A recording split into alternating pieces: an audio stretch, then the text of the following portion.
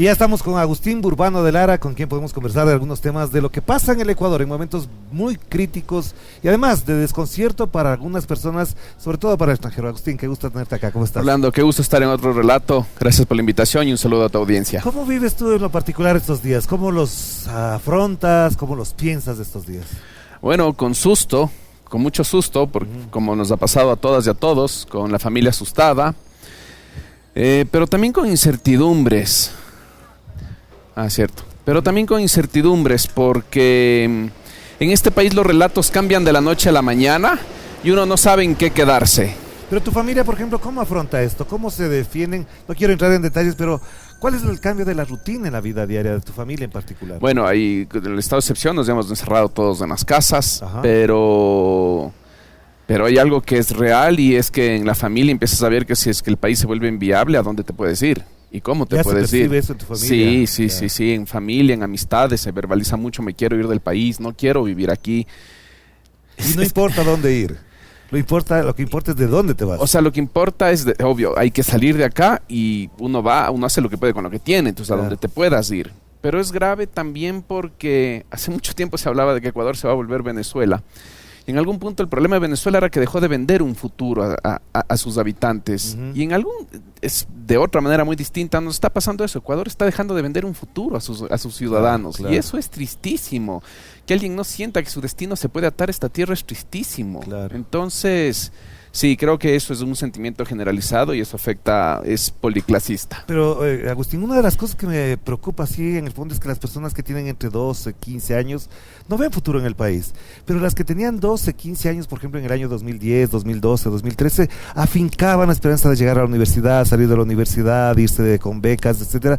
Y ahora estas personas tienen entre 25 y 28 años. ¿Qué pasa con ellos? ¿Cómo ves esa perspectiva de esos jóvenes? O sea, es trágico, y es trágico porque aunque parecería que no, eso tiene que ver con los modelos de desarrollo y con los modelos de acumulación. Claro. Yo no digo que ninguno sea perfecto, pero durante la Revolución Ciudadana Rafael Correa tenía una idea.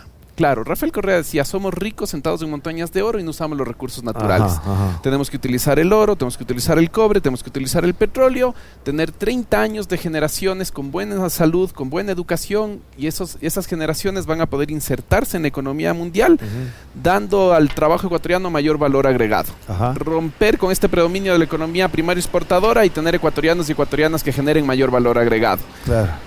Es una estrategia, sí, es un modelo de acumulación alternativo, sí, tenía sus límites, sí. ¿Cuál es? Que Ecuador no es un desierto como Chile o no es un desierto como donde está la minería en Argentina, sino que para bajarte los minerales tienes que bajarte ecosistemas muy biodiversos, y la izquierda no logró saldar esa discusión. Claro. Pero la propuesta que nos hacen los neoliberales, Augusto de la Torre, en cambio es, la verdad, tenemos que depreciar el segundo valor fundamental de la economía, no podemos depreciar la moneda. Tenemos dolarización, claro. Hay que depreciar el segundo valor fundamental de la economía. ¿Cuál es? El salario. Claro. Entonces, para ellos, no hay que arreglar que Ecuador se inserte de mejor manera en el mundo. Lo que hay que hacer es, si es que hay gente que tiene que emigrar, que migre. Si Ecuador tiene que volverse más competitivo, hay que deprimir el mercado interno. Si se deprime el mercado interno, se importa menos. Si se importa menos, se va a arreglar la balanza comercial. Los ricos van a poder seguir consumiendo consumo suntuario, carros de lujo, bienes de lujo. Y los pobres tendrán que sobrevivir como puedan. Claro. Y punto. Y se acabó. Y se compensará con las remesas. No hay modelo de acumulación que provoque al país desarrollo. Entonces, en este modelo de acumulación de los últimos 7 años, los jóvenes no tienen un apoyo estatal para educarse, no tienen buena salud, no tienen las políticas públicas que sí tuvieron los jóvenes de hace 10, 15 años. Claro, exacto. Entonces no tienes idea de futuro, no tienes perspectiva de futuro, entonces no es raro que hables con personas que dan clases en lugares urbanos marginalizados y racializados. Te voy a poner un número al azar, pero una parte importante, 1 de cada 3 te digan, yo quiero pertenecer a un grupo, a una banda. Mira que en la campaña electoral una de las cosas que planteaba Luisa González es abrir las universidades, generar becas, y un amigo mío que da clases en el Colegio Mejía me decía, dile que no proponga eso. Y yo digo, ¿por qué no va a proponer eso? Me dice, porque aquí los estudiantes no quieren ir a la universidad. Dicen, ¿para qué voy a ir a la universidad si no consigo trabajo? Exacto. Y lo que quiero yo es salir y ponerme mi negocio, ser tiktoker, influencer, es decir, la plata rápida. Este es un cambio en el paradigma de la juventud. ¿Y desde dónde viene eso y hacia dónde llega? O sea, lo estamos viendo relativamente ahorita como algo nuevo. Sí se empezó a vivir esto a inicios de los 2000 y es algo que viene desde el decaimiento del estado de bienestar en los países centrales. Uno de los estudios más importantes sobre violencia urbano marginal en Estados Unidos tiene este título, En búsqueda de respeto. Porque es un estudio que da cuenta que en un barrio, en el Inner City norteamericano, en New York, los dominicanos que entraban a la economía ilegal del crack, lo que querían era ser alguien. O sea, es muy trágico lo que pasa aquí en Ecuador. Yo creo que todos los pibes que entran por reclutamiento forzoso, decidan o no decidan entrar a los grupos de delincuencia organizada, es reclutamiento forzoso y eso es una discusión que hay que acomodar. Pero en algún punto también entrar a un grupo de delincuencia organizada, una banda, una pandilla, es una forma muy fugaz y muy trágica de ser alguien. Claro, exactamente. No vas a la escuela no te da reconocimiento como estudiante y no tienes un rol social como estudiante. No puedes tener un rol social como alguien que se ha servido del sistema de salud. No tienes futuro en un instituto técnico terciario universitario. ¿Qué puedes hacer? Puedes vender tu fuerza de trabajo violenta, ¿qué? A los grupos de delincuencia organizada o a la policía o a las Fuerzas Armadas o a la Marina, pero no tienes otro itinerario biográfico de llegar a ser alguien. Entonces, así sea un ser alguien muy fugaz, con una expectativa de vida de 2, 3 años, un mes, eres alguien por un instante fugaz. ¿Y por qué esto no estuvo en el debate de la campaña electoral presidencial, considerando que esta es la fase que estamos viviendo tras ese proceso político? Por 2 razones. La primera es porque la discusión de seguridad en este país está dominada por la información que producen los aparatos de seguridad. Y desde hace mucho tiempo sabemos que los aparatos de seguridad están infiltrados, están instrumentalizados, están permeados. Quienes tienen un ojo atento, también podemos identificar inclusive qué oficial, de qué institución se alinea con qué grupo organizado. Así de grotesco es esto. Pero ¿qué pasa? Llega una autoridad al gobierno, las fuerzas de seguridad oficiales le marean a los presidentes dándole la información que ellos quieren que el presidente tenga para que el presidente decida lo que ellos quieren que decidan. Entonces, primero la discusión sobre seguridad está dentro de una burbuja. Y eso es y es difícil hacer que la discusión de seguridad, ideas alternativas al Estado duro, a la mano dura, al punitivismo, a la doctrina, a la seguridad democrática, permeen el mainstream de los medios, por esto. La segunda razón por la cual no se conversó esto en campaña es porque yo creo que las izquierdas y las derechas tenemos un límite muy grande para enfrentar el desafío que tenemos ahorita. Desde las izquierdas siempre solemos decir la violencia y la inseguridad es el producto de condiciones insultantes de desigualdad. Y eso es cierto. Pero eso no te explica por qué en lugares donde hay condiciones insultantes de desigualdad no hay violencia y en otros sí. Así es. Ahí tienes que meter variables como donde no funciona la policía y no funciona el sistema de justicia, se vuelve racional aprender un repertorio de violencia interpersonal y aprender a ejercer violencia en tu vida cotidiana para regular tu vida. ¿Ya? Entonces, desde la izquierda tenemos reticencias de entender que sí es necesario recurrir al brazo derecho del Estado. Y eso no quiere decir salir a matar a todos, salir indiscriminadamente a todos. Eso no quiere decir violar derechos humanos, pero hay que recurrir al brazo derecho del Estado. Pero eso es lo que hizo Correa en su momento. Y le criticaron por eso. Sí, le criticaron por eso. Pero el problema también es, y esto es el tercer punto que no había pensado antes, pero con esta pregunta que me haces, es que lamentablemente la disputa política sí termina produciendo sesgos en nuestros análisis. Yo soy una persona más cercana a la Revolución Ciudadana y voy a tener una mayor tendencia a disminuir mis críticas a los errores que tuvo la Revolución Ciudadana en este problema y voy a querer denotar más los otros. Y en realidad el problema de la inseguridad tiene que verse como algo geológico. Hay una sedimentación de capas geológicas de malas decisiones y esto es un problema sistémico. Claro, uno después puede decidir qué tantos grados de responsabilidad le imputas a los errores de la RC, a los errores de Lenín Moreno, a los errores de Guillermo Lazo. Pero en realidad el debate político no permite que la visibilización de las variables que explican esto también se discutan de manera libre. Pero a ver, Agustín, hay una cosa que sí da las vueltas aquí y contigo se puede hablar en esta dimensión. Es que normalmente lo que estamos viendo aquí es casi que se reproduce lo que pasó en Colombia y lo que pasó en México. Cuando el principal consejero de los gobiernos de México y de Colombia en su momento era la embajada de los Estados Unidos, es decir, el consejero, el asesor, el que le monte el aparato técnico, operativo contra los narcóticos, etcétera. ¿Hasta dónde la agenda securitista de los Estados Unidos se está imponiendo aquí desde hace unos 2 o 3 años para acá? Más y quizás mucho más. Yo diría desde que tuvimos la crisis en la frontera norte. O sea, yo te vincularía 2018. 2018, porque yo me acuerdo inclusive en medio de la bronca, la disputa interna de la Revolución Ciudadana, cuando la Revolución Ciudadana se parte, la Revolución Ciudadana se parte por motivos geopolíticos. O sea, ahí hay también motivos geopolíticos. Estados Unidos entró a la rectoría, a los recursos naturales del país. Eso era lo que representaba Lenín Moreno. Pero yo creo que empezó ahí, no es de ahora, es de ahí. Más bien lo que veo es que Daniel Noboa quiso tener un poquito de autonomía de los Estados Unidos. Yo te diría que hay 3 gestos que demuestran que Daniel Noboa quiso tener autonomía de la embajada. El primero es que hizo unos cambios en inteligencia interesantes, gente de confianza de Estados Unidos salió de inteligencia. El segundo es que empezó a dar a la Revolución Ciudadana un tratamiento que no se le había dado en los 2 últimos periodos, que es el de un sujeto político legítimo para participar de la comunidad política del país. Con respeto, pero sin aliarse tampoco, sí. Pero es un sujeto político con el cual hay que conversar. Claro. O sea, tienen la mayoría de votos en una asamblea. Sí. Segunda cosa que no le gustaba a los Estados Unidos. Y la tercera cosa que no le gustaba a los Estados Unidos es que de entrada Daniel Noboa no se cuadró con Estados Unidos como sí lo hicieron Lenín Moreno a partir del 2018 o tempranito, o un poco antes del 2017 y Guillermo Lasso. De hecho, se fue Guillermo Lasso firmando este plan Ecuador y Daniel Noboa no hablaba del plan Ecuador. Claro, es verdad. Y aquí entra Metástasis. Porque Metástasis es la forma de obligarle a Daniel Noboa, es la fiscalía, como dice el David Chávez, en este país deberíamos votar por la fiscal. Si quisiéramos ser un país democrático, aquí deberíamos... en Guatemala, en Colombia, se debería votar Brasil. por la Fiscalía General del Estado, Claro. la institución más poderosa del país, para lo que quiere ser poderosa. Ajá. Pero, entonces te decía esto porque el caso Metástasis le demuestra a Daniel Noboa los límites que va a tener para imponer su modelo de gobierno. Le está diciendo... Tú quieres gobernar con la Revolución Ciudadana, nosotros todavía les podemos seguir judicializando y persiguiendo. Tú quieres hacer esto, todavía te podemos gobernar la opinión pública. Entonces, el caso Metástasis le disciplina a Daniel Noboa. Y él tiene que salir a decir, el plan Fénix, esto es parte del plan Fénix. Mentira que es parte del plan Fénix, te están disciplinando. Ajá. Y a mí me da miedo que lo que esté ocurriendo en este momento, a mí me espeluzna, yo odio las teorías conspirativas porque soy sociólogo, pero me espeluzna que el país esté prendido fuego.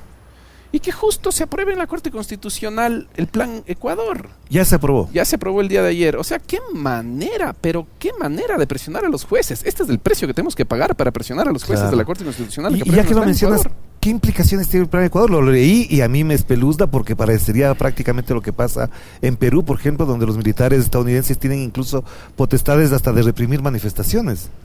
Para eso hay que entrevistarle a Luis Córdoba. Sí, pero no se ha dejado. Seguir en todos los temas en este país agota. Sí. Y yo le busco a Luis y le pregunto a Luis. Lo que sí te puedo decir es que la Corte inclusive en su dictamen va a decir, o dijo, que no es necesario consultarle a la Asamblea Nacional. O sea que la Asamblea Nacional no va a hacer nada. Va a pasar por ahí. No va a pasar por la Asamblea Nacional. Pero volviendo al tema de la agenda de los Estados Unidos, si esto está así, disciplinarle a Daniel Noboa, disciplinarle a la clase política en general, ¿qué connotaciones, qué secuelas acarrearía? Porque esto ya lo vivimos en su momento, por ejemplo, cuando se quiso imponer el Plan Colombia aquí, con Gustavo Noboa, y después vino Lucio Gutiérrez, etcétera, etcétera. Eso sabemos. Esto implica que, por ejemplo, no va a haber combate directo con el narcotráfico, sino que va a haber una militarización en la política y en la seguridad. A ver, voy a responder tu pregunta, pero voy a hacer una reflexión previa, porque hay cosas que no quiero decir, pero quiero dar los elementos a la ciudadanía que piense lo que quiera. Generalmente se dice que el conflicto entre las bandas es un conflicto por territorio. No es solo por territorio.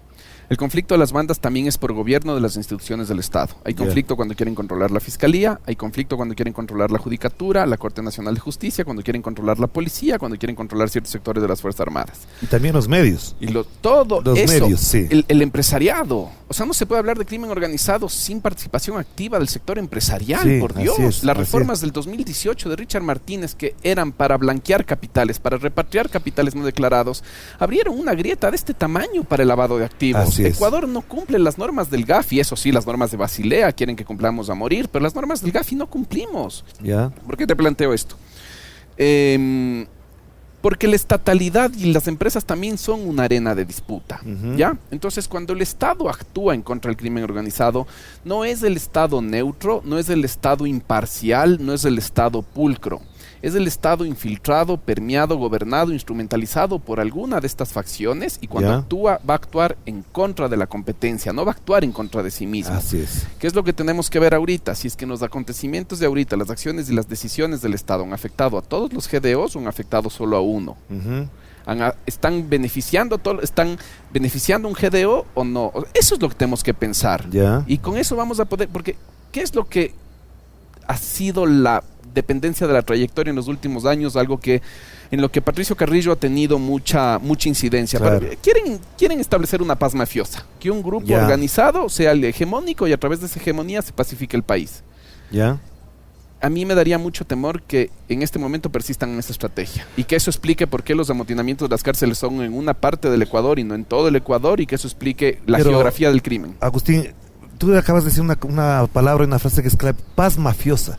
Cuando uno habla de paz mafiosa, eso ya se vivió en algunos países, en algunos territorios del planeta, y esa paz mafiosa sabemos a quién beneficia. ¿Qué implicaciones tendría este instante si es que se logra esta paz mafiosa? O sea, lo más rápido que quisieran quienes están gobernando las instituciones de seguridad y el eje de seguridad es que baje la tasa de homicidios, que baje la violencia, que se puedan... Que se pueda controlar los secuestros, que se pueda hacer un poco de estas cosas. Y creo que con eso se sentirían satisfechos. El tema es que la paz mafiosa es renunciar a las capacidades estatales para resolver el problema. Porque es decirle a un grupo de delincuencia organizada: ustedes pacifiquen el país porque el Estado no puede. ¿Ya?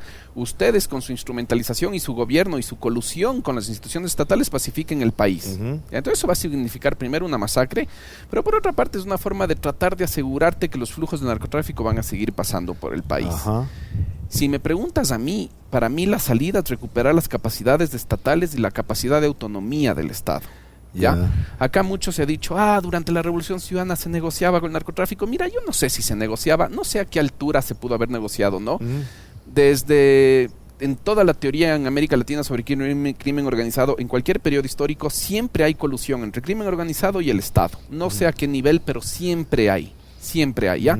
Pero algo sí es importante notar: durante la Revolución Ciudadana había una relativa autonomía de los aparatos del Estado. Exacto. Cuando tú tienes una relativa autonomía de los aparatos del Estado, el crimen organizado está obligado a obedecer al Estado porque no lo gobierna, porque no lo controla. Inclusive en ese marco una negociación sería posible, porque tú solo negocias con aquel que no controlas, con aquel que tiene suficiente fuerza para patear el tablero y dañar un equilibrio determinado que favorece a todos. Entonces, si es que de verdad algún día se pensaría alguien que hay que negociar con el crimen, para llegar a eso hay que tener un Estado autónomo que en este momento no tenemos. Y además, para tener un Estado autónomo y un gobierno autónomo debería ser que quienes gobiernan tengan independencia para poder actuar. El problema es que aquí, por ejemplo, voy a mencionar solamente el caso de Guillermo Lasso, él no tenía independencia porque el sistema financiero se estaba beneficiando muchísimo de esa plata sucia. 3.500 millones de dólares en el 2022, se habla de 8.000 millones en el 2023 y posiblemente esto continúe. Entonces no había tal independencia ahí pues para gobernar ni para negociar con nadie. No, porque tienes motivaciones, porque si tienes interés en el sector inmobiliario vas a querer que se lave dinero aquí, si es que tienes intereses en la minería vas a querer que se lave dinero aquí, y en agroexportación. Si tienes interés en la agroexportación vas a querer que se lave dinero acá. El tema que tenemos que entender es que la solución para esto es hiper compleja, o sea, la concurrencia de variables y de acciones y de políticas públicas que tienes que tener para arreglar esto es múltiple, no cabe en la palma de la mano, no se cuentan por decenas, son por centenas. Pero hay cosas que se pueden hacer, hay cosas que el Ecuador ya hizo en el 2010, 2012, 2013, y por este relato de que lo que se hizo durante la Revolución Ciudadana es basura, no sirve nada, nos estamos perdiendo inclusive la capacidad de reconocer aquellas cosas que ya hacíamos bien. Claro. Pero por ejemplo, el control del sistema financiero, la creación de la UAFE, que es una de las cosas importantes, la unidad de análisis financiero, sirvió de una base incluso para tener una base de datos, valga la redundancia, para saber cómo estaba la economía. Y recién ayer hacen el pedido de que por favor reporten sus estados contables, que les va a hacer auditoría a las principales autoridades estatales. Recién ayer, es que esto es de llorar. O sea, pero si hubo esos instrumentos, ¿por qué razón ahora, antes de pasar a la parte ya de la ejecución de lo que está pasando en el Ecuador, lo que estamos viviendo no ha sido el motivo de debate central? Porque lo que vemos es que es la lucha contra el correísmo, la lucha contra Correa, meterle preso a Glass, etcétera. Hemos ido gestando un relato en función de aniquilar a un actor político, pero en realidad el relato que estaba por debajo era el otro que mencionábamos de la agenda de Estados Unidos. Sí, es un relato de aniquilar una identidad política, de anular una identidad política, sí. Es otro relato también de empiezo a generar reformas neoliberales. Las reformas neoliberales me hacen perder gobernabilidad y eso les da chance a las fuerzas de seguridad de decir: yo te voy a ofrecer gobernabilidad vía inteligencia y represión, vía judicialización de casos, pero a cambio tú me das autarquía. Tú como poder civil democrático me dejas de regular, yo rompo mis controles internos, yo robo los controles cruzados. ¿Por qué? Porque de esa manera puedo participar mejor de las rentas criminales. Entonces, es este doble juego, y es de ahí que entra también la doctrina hemisférica. O sea, es en ese doble juego de, por un lado, anular al correísmo, por el otro lado, de tener reformas neoliberales que te hacen perder gobernabilidad y que te obligan a transar informalmente con la fuerza pública, autarquía y desregulación. Ahí es que entra Estados Unidos. Pero a ver, yo te digo una cosa ahí antes de ir al corte, porque nos están pidiendo que hagamos un corte. Si todo esto que estamos viendo aquí se podría sintetizar y se podría estigmatizar en función de que solamente es un anticorreísmo, ¿alcanza para entender esta situación así? No alcanza, porque además hay dos cosas. Mira, yo he procurado hablar muchísimo con las personas que siguen el día a día del offer contra la Revolución Ciudadana, la persecución contra la Revolución Ciudadana. El caso Sobornos, es hiper grotesco lo que ocurrió con el caso Sobornos, lo que ocurrió con la Contraloría General del Estado cuando proscribió a UNES en las elecciones del 2021. O sea, hay muchísimas cosas para documentar aquí que son terribles. Pero la autocrítica que no hemos hecho es que si es que la salvación del pueblo depende en gran parte de la medida electoral, la salvación del pueblo no puede estar atada a la salvación personal de una persona. Claro que sí, pero a donde voy es que, por ejemplo, si es que hubiesen ganado las elecciones la Revolución Ciudadana, o el 21, ahora el 2023 con Luisa González, ¿crees que esta situación hubiese variado? No sé, y me gustaría pensar que sí. O sea, entiendo y estoy seguro que y además porque ahí me formé, la Revolución Ciudadana tiene una noción de capacidades estatales que el resto del espectro del sistema político no lo tiene. Así es. Y eso es hiper necesario. Entonces, por ese lado, sí siento que la Revolución Ciudadana tiene un framing ideológico político mucho más adecuado para establecer política pública. ¿Ya? El tema, lamentablemente, es que los gobiernos de Lenín Moreno y los gobiernos de Guillermo Lasso hipotecaron mucho nuestras condiciones materiales de posibilidad para hacer lo que se debería hacer al mediano y a largo plazo. Porque uno siempre pensaría que a un gobierno de la Revolución Ciudadana con Andrés Arauz o con Luisa González le hubiese sido mucho más difícil de enfrentar esto, porque la derecha habría tenido más argumentos para decir ahí está la colaboración con el narcotráfico. En la parte política sí, pero también creo que hubo algo que la Revolución Ciudadana tuvo, que no tuvo ni el chavismo, y que lo tuvo también el MAS en Bolivia, pero lo tuvo más la Revolución Ciudadana, que es la eficiencia, la capacidad en la gestión. Exacto. Y yo creo que si se recuperaba capacidad en gestión estatal, ese relato de miren, ahí está el pacto de la Revolución Ciudadana con el narco, porque ahora cómo bajó todo es porque son amigos. Hubiera perdido un poco de efectividad, porque la que la gente quiere es paz. Claro, ya había recuperado otro tipo de bienestar ahí. Vamos a hacer la pausa y enseguida volvemos con Agustín Burbano de Lara a propósito de la coyuntura tan difícil que no se explica por lo que está pasando en estos últimos días. Vamos a ver más adelante por qué.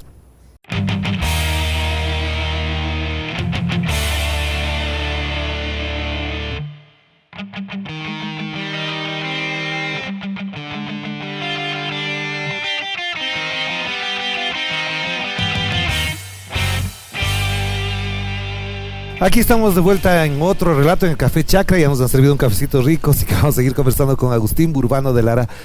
Desde tu perspectiva, Agustín, ¿quién es y qué es Daniel Noboa? A ver, es un representante de una de las diversas burguesías de este país.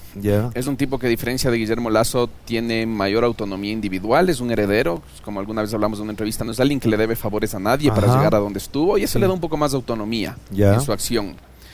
Pero no deja de ser una fracción de la burguesía que sigue tratando de implementar el modelo de desarrollo, el modelo de ajuste neoliberal para el país, y que piensa que esa es la salida para que los ecuatorianos tengamos un futuro de país, lo cual no se está viendo porque, como hablamos al principio, hay mucha gente en todo estrato social que quiere salir de acá. Pero cambió el hegemón del proyecto neoliberal para el país, se desplazó un poco del sector financiero a un sector más complejo, agroexportador, inmobiliario, y con servicios financieros también, que representa Daniel Noboa. Se deslocalizó la geografía del poder de Quito a Guayaquil, también eso ocurrió, pero es el mismo proyecto político, con matices, pero es el mismo proyecto político. Pero tú mencionabas al principio de esta entrevista que había 3 condiciones que había impuesto a Daniel Noboa, a Estados Unidos, la Fiscalía. Este sesgo que él habría tenido con respecto a ese sector, ¿era posible o a qué obedecía ese comportamiento no muy normal de Daniel Noboa con estas personas? A ver, es evidente que Daniel Noboa rompe el libreto y el guión establecido para la derecha ecuatoriana por María Paula Romo y por las élites quiteñas que se sienten articuladas en María Paula Romo. Eso es clarísimo. Pero cuando estamos hablando de élites, estamos hablando del Banco del Pichincha, de los medios de comunicación, de las cámaras, de Teleamazonas, etcétera. Entonces, cuando hablamos de las élites, cuando rompe el guión de María Paula Romo, cuando no sigue el guión de María Paula Romo, cuando plantea otra estrategia y le da a la Revolución Ciudadana el lugar que tiene que tener, que es parte de la comunidad política del país, al romper con María Paula Romo se distancia con las instituciones de la doctrina hemisférica que están atrás de María Paula. Se distancia con la embajada. Pero ahora volvió al redil, si se quiere. Le metieron el redil vía la fiscalía con el caso Metástasis. ¿Por qué es tan importante esto en el comportamiento político que hemos visto en las últimas horas de Daniel Noboa, cuando en entrevistas él atisba o deja ver algunos comportamientos que podrían ser considerados como autoritarios? Esa parte no sé. Esa parte no sabría decirte porque no le he prestado mucha atención. Lo que sí te puedo decir es que no le van a poder gobernar tan fácil como sí lo gobernaron a Lenín Moreno y Guillermo Lasso. Ajá.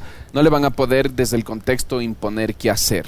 Y la otra parte que caracteriza a Daniel Noboa, y digo le caracteriza porque él toma las decisiones, es que no tiene ministros con talante, con solvencia, incluso en la administración del Estado, pero también en la política. Y resulta que cuando él sale a hablar, incluso anula el discurso que tiene su ministra de gobierno, su canciller. Sí, y se nota todavía cierto desprecio del sector empresarial por la gestión de lo público porque les falta cuadros para gestionar eficientemente lo público. Y le han hecho muchas ofertas de acompañamiento a Daniel Noboa. Claro, Si alguien del gobierno escucha esto, por favor, llévenle al general Altamirano a algún área de seguridad. O sea, hace falta gente, se nota que hace falta gente. Pero el otro día le decía a Eduardo Andino en una entrevista en Radio Canela, le decía, ¿por qué no le lleva a Pepe Serrano, no le lleva a Jean Topic o a la María Paula Romo? Le decía. Y él decía que no. O sea, ¿él se cree muy solvente con eso o no? Creo que sí, pero no se ve que le sobran los cuadros, se ve que le están faltando los cuadros. Ya. Ahora, una pregunta que es clave en todo esto y sobre todo cuando desde el exterior nos hacen preguntas al respecto. El señor Daniel Noboa gobierna hasta mayo del 2025, es decir, le queda prácticamente un año y piquito para eso. Ha hablado de la reelección. ¿Hasta dónde este juego de ir tanteando, sondeando y coqueteando con la reelección le puede anular la posibilidad incluso de gobernar adecuadamente?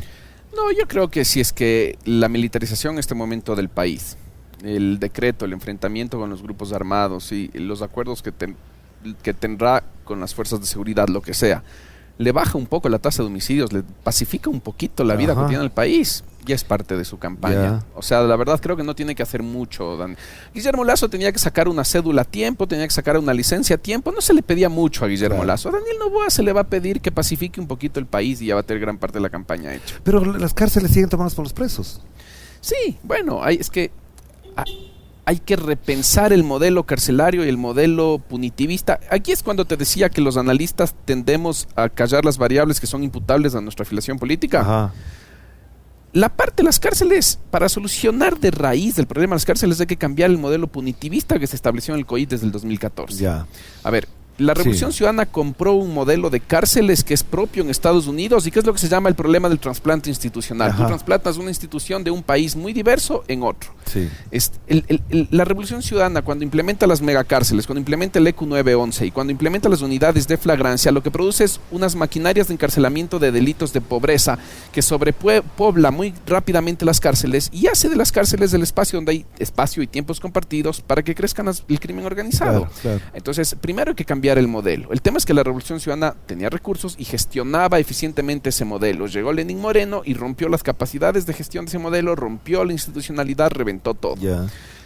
Pero si queremos solucionarlo a las cárceles, hay que repensar el modelo carcelario del país. No podemos tener el mismo modelo de Estados Unidos por dos razones básicas. Primero, porque no es un modelo rehabilitador. Segundo, porque no tenemos los recursos que sí hay en Estados Unidos para sostener ese modelo. Porque podemos sostener ese modelo, pero no tenemos la plata.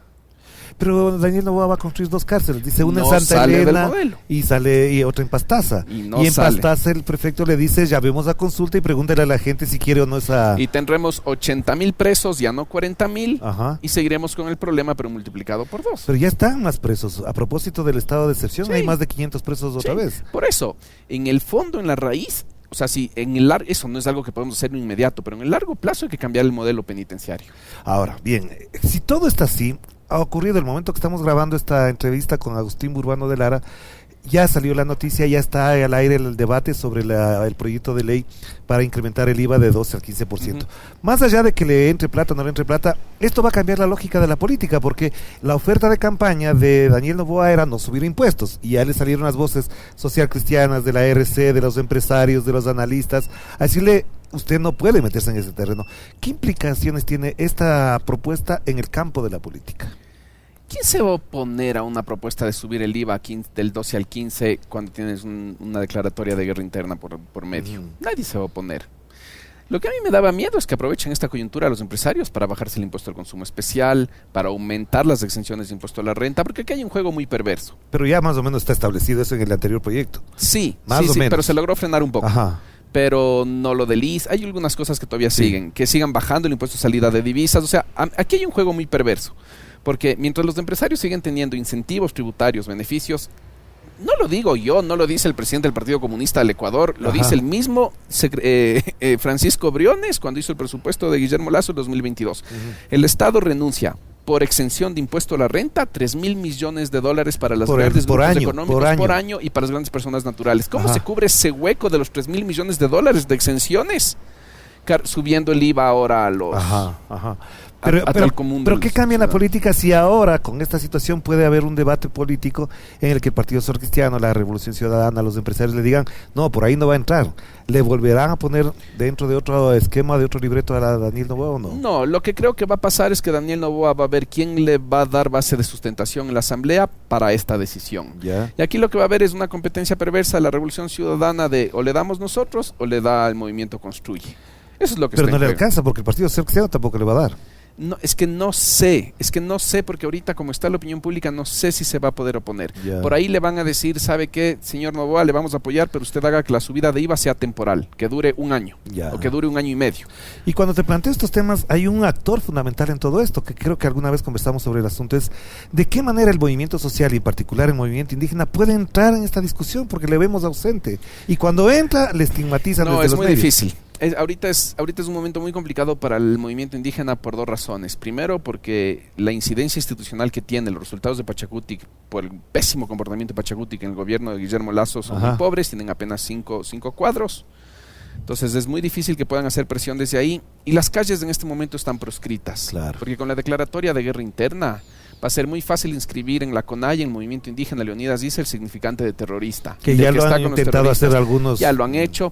Y no va a ser difícil en un eventual proceso de movilización desde organismos de inteligencia, pactar con grupos de delincuencia organizada y filtrar las marchas de grupos de delincuencia organizada. Entonces, las calles están proscritas en este momento. Pero entonces, ¿dónde queda el movimiento social? Es que el movimiento social en este momento lo que va a tener que hacer es replegarse un poco en la sociedad civil, acumular legitimidad y esperar que haya una coyuntura un poco más feliz para traducir ese capital social nuevamente en capital político, algo que es muy difícil para el movimiento social hacer. Pero esto era parte de lo que estaba en juego en las elecciones del año pasado.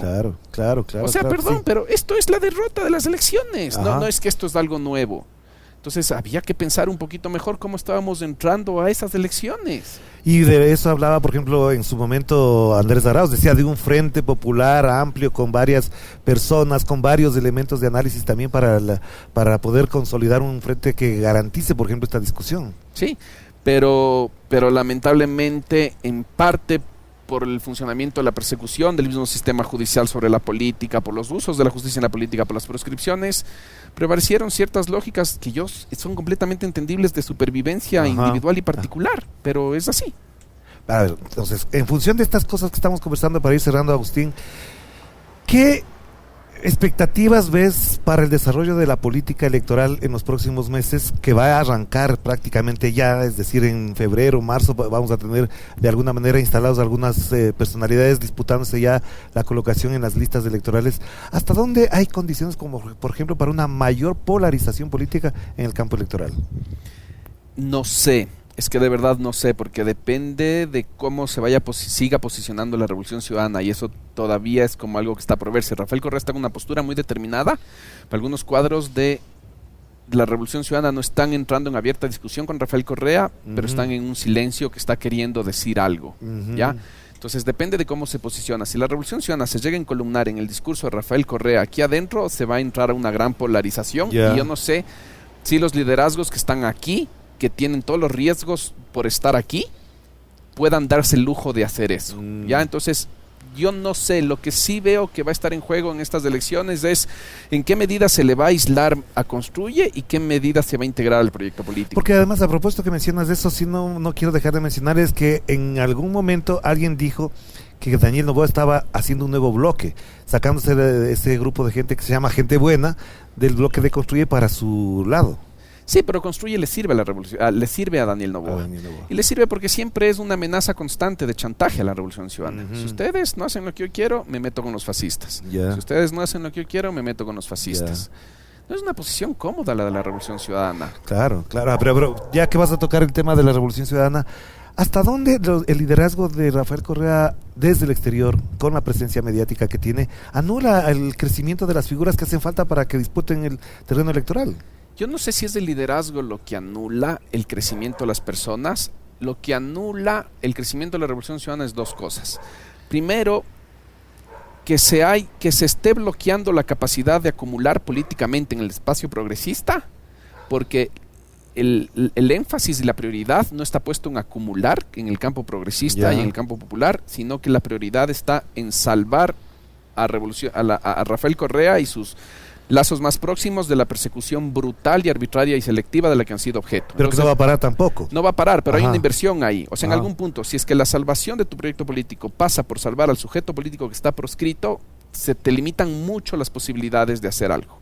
Ya, pero entonces frente a esa situación le quedan dos caminos a Daniel Noboa. La una es hacer política pública en función de los intereses de los ciudadanos, y la otra es la agenda de los Estados Unidos. Si es que fuese la agenda pública a favor, ¿qué tendría que hacer? Verás, lo primero es, hay algo que los izquierdosos siempre solemos decir, que me lo recordó ahorita un amigo argentino, que es: la huelga es el derecho a tener derechos. Sí. En el caso de seguridad ocurre algo similar con las armas. La arma es el derecho a delinquir. Entonces, si Daniel Noboa quiere solucionar este problema, lo primero que tiene que hacer, a la vena, esto sí funciona a la vena, es una política muy agresiva de interdicción de armas. El rato que esos pibitos que estaban en TC Televisión no tengan armas, no pueden hacer lo que hicieron. La primera línea es gente de reclutamiento forzoso, que no es que tiene capacidades operativas, que tiene un cuerpo entrenado, que tiene repertorios incorporados. O sea, enfrentar a un pibito de los que estuvo en el TC no es enfrentar a un guerrillero del ELN. Claro, por supuesto. Entonces, y eso es necesario poner sobre la mesa, porque no se puede justificar la masacre de pibitos que fueron víctimas de reclutamiento forzoso. O sea, la policía tiene capacidades para neutralizarlo sin llegar a las masacres de los asesinatos. Ahora, que son pibitos que están dispuestos a asesinar, está claro. Está claro. Pero para eso está la policía y está entrenada. Y entonces, también a propósito que mencionas es que ingresan un montón de armas a las cárceles. Ahí está. Entonces, lo primero es pero no solo armas oficiales de Perú, armas oficiales de la Marina ecuatoriana, de las Fuerzas Armadas ecuatorianas, armas oficiales de la Policía ecuatoriana. O sea, hay que tener un registro y un buen control y protocolos modernizados de los arsenales oficiales ecuatorianos. Hay que establecer con BIFRONTS, con Colombia y Perú, para que no pasen las armas y para que no lleguen arsenales oficiales, y hay que tener una política estricta de armas. Eso es lo primero. Lo segundo que hay que hacer para detener esto sí es hacer controles internos y controles cruzados sobre la policía y las Fuerzas Armadas. O sea, el control interno de la policía, depuración, que es lo que ha pedido. Que no sea una institución la que gobierne todas las competencias y toda la rectoría del ámbito de seguridad, que sean muchas instituciones para que ninguna pueda extralimitarse y hacer algo que no le compete, porque otra le va a observar. Eso es lo segundo. Lo tercero que se tiene que hacer, y que lamentablemente es algo que se habla poco, pero esto, si se le entrevista a Blanca Rivera, podría hablar muchísimo de esto. ¿A quién, perdón? Blanca Rivera, una colega con la que tengo el gusto de trabajar en este momento. Si tú hablas con gente de Esmeraldas en este momento, hay gente que te va a decir que Esmeraldas está en una situación de desastre humanitario. Sí, así es, y que coincide todas las variables con la definición de desastre humanitario. Así es, ¿Qué necesita eso? Eso ya necesita un tipo de intervención que entre el Estado con el cuerpo de ingenieros del ejército, militares que entren en un esquema de casco azul. Como pasaba en Haití. No quiero glorificar a los cascos azules, pero hay que entrar con el cuerpo de ingenieros del ejército a hacer agua potable, a hacer alcantarillado, a poner la infraestructura básica del Estado que te permite una condición de vida mínima digna. Y eso implica eso implica 2.000, 3.000, 4.000 millones de dólares solo para Esmeraldas. Pero eso es del tamaño del problema que tenemos. Pero eso es lo que hay que hacer. El Estado tiene que entrar en forma de infraestructura material, tiene que entrar en forma en forma simbólica, en escuelas, Pero eso no te pone a pensar, o al menos a mí me pone a pensar, que ese es el modelo de Bukele, es decir, palo y zanahoria, es decir, que por ejemplo él mete a todo el mundo en la cárcel, pero al mismo tiempo hace unas bibliotecas de lujo y va a los barrios y atiende a la gente. Sí, lo que pasa es que, así como te dije que la izquierda y la derecha tenemos problemas para pensar la resolución del problema de seguridad, estamos con límites epistemológicos para entender a Bukele. Porque nos cuesta pensar que Bukele es al mismo tiempo, y puede ser al mismo tiempo, Sí, un tipo iliberal que viola derechos humanos, pero es al mismo tiempo un tipo que está atendiendo la dimensión material y simbólica del Estado para sacar a Salvador donde está al mediano plazo. Claro, y puede ser las no, dos cosas. no ha al sido mismo ajeno tiempo. al rol que juega el Estado. No, no ha sido. Ajá. Pero hay algo que hace Bukele muy inteligentemente que no estamos prestando mucha atención las izquierdas, y es Bukele vuelve a instaurar un orden jerárquico, un orden moral de la sociedad que nos juega en contra las izquierdas, pero lo está haciendo con mucha inteligencia, porque ¿qué te dice Bukele? El día que el último niño pobre de la última barriada de El Salvador coma pollo, ese día yo voy a dar pollo en las cárceles. No me jodan los derechos humanos, porque ese día recién va a tener pollo. Así es. ¿Qué es lo que hace eso? Eso le dice al habitante de la barriada que tiene condiciones de vida insultantes, de desigualdad insultantes, lo que le dice es: yo que no he robado, está bien que no robe, porque en la cárcel lo están pasando peor que yo, no mejor que yo. Claro. Y existe la creencia de que en la cárcel, la gente va a la cárcel y vive mejor que afuera de la cárcel. Es lo que dijo Daniel Noboa, que la gente se hace meter presa para operarse los cálculos y ni sé qué barbaridades. No importa si eso es verdad o no es verdad, la creencia existe y tiene efectos. Claro. Y Bukele juega muy bien con eso. Por Pero eso hay Bukele, que pensar muy bien cómo pensamos la rehabilitación social. Porque incluso Bukele ha tenido algunos indicios de, por ejemplo, señalar que están regresando los salvadoreños porque ahí encuentran una patria de seguridad de Estados Unidos, donde hay millones y millones de salvadoreños. Es decir, tampoco él se apunta ni se instala en la agenda de Estados Unidos. No, pero porque ahí entramos en algo que nos está faltando mucho, que es soberanía. O sea, una capacidad estatal soberana siempre va a ser mejor que una capacidad estatal tutelada. Y si es que hay alguna mínima, por lo menos había antes del caso Metástasis, una diferencia entre Daniel Noboa y Guillermo Lasso, es que aunque sea un proyecto de derecha, había un mayor grado de soberanía en el proyecto de Daniel Noboa que en el proyecto de Lenín Moreno y Guillermo Lasso. No sé si eso se habrá perdido ya con lo que nos está ocurriendo, con la firma del Plan Ecuador, eso quizás se pierda. Pero siempre una capacidad estatal soberana va a ser mucho mejor que una capacidad estatal tutelada. Una última pregunta que es muy importante. ¿Hasta dónde la academia está jugando un rol preponderante como jugaba en los años 2000, cuando se hacía mejores investigaciones de mayores alcances con respecto a esta situación? Te digo esto por dos consideraciones. La primera es que siempre estamos atados a ciertas estadísticas que son del Fondo Monetario, son del Banco Central, pero no vamos a lo de fondo. Y la segunda es por lo que tú mencionabas de Esmeraldas. ¿Hasta dónde estamos verificando, bajo la investigación, bajo la experimentación, lo que pasa en otros sectores? Porque, por ejemplo, la provincia de Los Ríos tiene mucho más violencia que Esmeraldas, por ejemplo. Y no entró en los estados de excepción iniciales de Lazo y ya tenía los números que tiene. A ver, ahí te diría dos cosas. Yo en lo personal, que desde mi fundación nos hemos metido a tratar de hacer una acumulación originaria de un catálogo de políticas públicas para la seguridad, he aprendido más yéndome hacer una pedagogía profunda de la escucha a lideresas y líderes comunitarios en Guayaquil, a las ONGs que trabajan ahí, a coordinadores y coordinadoras de proyectos que están expuestos a la violencia todos los días de su vida cotidiana, que yéndome a los libros de la academia y regresando a mi etnografía. La etnografía me pudo haber construido la mirada, me pudo haber construido los lentes teóricos, pero he aprendido mucho más yendo allá. A lo que voy: si la academia quiere acompañar, tiene que de verdad ir a los lugares donde hay enclaves de violencia, pero tiene que ir primero a escuchar y a entender cómo puede hacer justicia a esas experiencias a partir de su experticia. Pero la academia está en lógicas muy extractivistas con los lugares donde hay enclaves de violencia. Va la ONG, hace el grupo focal, cobra la consultoría, no les deja nada, se larga. Se va. Van los medios de comunicación internacionales, hacen la entrevista, hacen todo, sacan el reportaje y se largan. Hay un problema gigante con la cooperación internacional también. Entonces, lo primero que hay que arreglar es esa lógica extractivista de me voy, investigo la violencia y no les dejo un carajo. Y eso pasa también, perdón que te insista, con las famosas coberturas de los medios de comunicación. ¿Hasta dónde la prensa también es responsable de todo esto? Porque estigmatiza, adjetiva, señala con el dedo a determinados personajes, pero no hace el periodismo duro y crudo que se ve en otros lados. No. Ahí hay que dar una discusión al interior del gremio de cómo cubrir los casos de violencia. Primero, para no amplificar el terrorismo. Seguro, para no estigmatizar poblaciones, para no reproducir contenidos que refuercen respuestas estatales racistas, que racialicen, que estigmaticen, que legitimen falsos positivos, que legitimen asesinatos indiscriminados, que legitimen asesinatos. O sea, es que tenemos que dar una discusión en todos los frentes. Y ahorita me interesaría mucho sentarle a la cooperación internacional y decir: lo que ustedes están haciendo está generando estos efectos negativos. ¿Cómo puede ser posible que haya un recrudecimiento de la violencia en Guayaquil y ustedes sigan contratando para las consultorías de Guayaquil a sus panas en Quito, que después van a Guayaquil y subcontratan a la gente? Y se pasan en los hoteles y después regresan a Quito. ¿Y cómo puede ser que hagan línea base y no se quede nada en la gente con la que trabajaron para las líneas bases, la experiencia? Entonces, la cooperación internacional, la academia, le está faltando cambiar el modo de vincular vincularse con las realidades si de verdad quiere tener una participación activa. Si no, es mejor que el Estado se relacione directo con los liderazgos comunitarios. Gracias, Agustín. Muy amable. Orlando, un gusto. Muchas gracias. Y gracias a ustedes por acompañarnos en esta reflexión en caliente de lo que está pasando en el Ecuador, que efectivamente requiere más profundidad en lo que acabamos de mencionar, de los gobiernos, de los municipios, de las ONGs, de la academia y también del periodismo. Para eso estamos aquí. Un abrazo para todos. Chao, chao.